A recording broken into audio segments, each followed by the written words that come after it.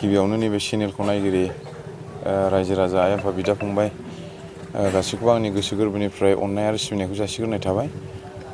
नैथियाव जाहैबाय मोनसे जि खामानिखौ आङो दिनै बे बुस्थुखौ आं मावगासिनो दं। बे खामानियानो जाहैबाय रायजो राजानि ससियेल वार्कार आरो बे बुस्थुआ जादों जाहैबाय दिनै बोसोराव खनसे जि बैसागु फुराना बोसोरखौ बिदाय होनाय गोदान बोसोराव जों माबायदि आवगायलांनांगौ बिनि साथ्रखौ लानानै आं दिनै बे बुस्थुखौ आं दिनै होनाय जादों। मानो होननानै बुङोब्ला दिनै गोबां मानसिया दुखिया हावरिया मानसिफ्रा दिनै सोरबा बोराइसा बुरैसा मानसिफ्रा दिनै गांसे सि बायनानै गाननो थाखाय खस्थ' बेफोरबायदि न'खर नायै आङो दिनै बेंगलि फेडारेशन जे बासुगावनि ट्रेन साइटिं बारै दिनै बे बुस्थुखौ दिनै आङो खामानिखौ मावफैदों आरो जाय बिथांमोना दिनै बेंगलि फेडारेशननि बेसेबां माने खस्थ' लानानै सान्दुं गोसायाव दिनै बिथांमोना दिनै महिला बिथांमोनाबो दिनै गोबां खस्थ'नि गेजेरजों बे प्रग्रामखौ दिनै मोजाङै मोजां जाफुंहरनो हाबाय आरो बिथांमोना जे बे बुस्थुखौ खस्थ' खालामनानै माबादों बेवहाय दिनै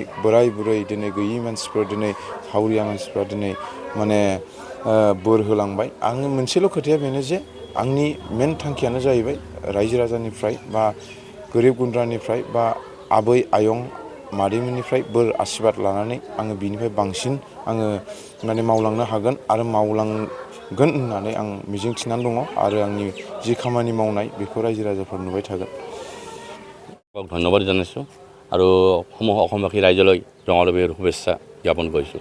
আজি সঁচাকৈ খুব ভাল লাগিছে, ইমান এটা ডাঙৰ ধুনীয়া এটা পদক্ষেপ লৈছে আমাৰ যিছয়া চামৰামাৰী। এনেকুৱা এটা যিটো নেকি আমাৰ নতুন বস্ত্ৰ দান কৰিলে প্ৰায় 300 মানুহৰ প্ৰতি বস্ত্ৰ দান কৰি পেলাই তাৰ নিজৰ সহানুভূতিৰ পৰিচয় দিলে, মানুহৰ বাবে বুলি সহানুভূতিৰ পৰিচয় দিলে। ধন্যবাদ আমাৰ যিছয়া চামৰামাৰীলৈ। আমাৰ প্ৰায় 300 মহিলাক শাৰী বিতৰণ কৰিলে। নাই, আমি সংগঠনৰ ফালৰ পৰা আমি তেনেকুৱা আমি কৰা নাই। কেতিয়াবা আমি মহিলাহঁতক হওক বা হওক আমি বস্ত্ৰদান কৰা নাই। এইবাৰ বিহুৰ উপলক্ষে যিছয়া চামৰামাৰীয়ে ইয়াৰ মাজত আহি পেলাই বস্ত্ৰদান কৰিলে। ধন্যবাদ মই যিছয়া চামৰামাৰীলৈ। নতুন বছৰত দাদাকতো আমি ধন্যবাদ যাচিছোঁৱে। এনেকুৱা আগতে কোনো আশাও নাই, আমাৰ মাজত আহি আমাৰ এনেকুৱা দিয়াও নাই। ভালতো লাগিছে আৰু অলপ দুখও আছে কি চবকো দিব পৰা নাই, সেইটো মনত আক্ষেপ আছে। চবক যদি অলপ দিব পাৰোঁ এইটো আশা ৰাখিছোঁ। আৰু দাদাই যে আমাক এনেকুৱা ছাপোৰ্ট কৰিছে এইটো চাই দাদাক মানে বহুত ধন্যবাদ কৰিছোঁ, বহুত ভাল লাগিছে।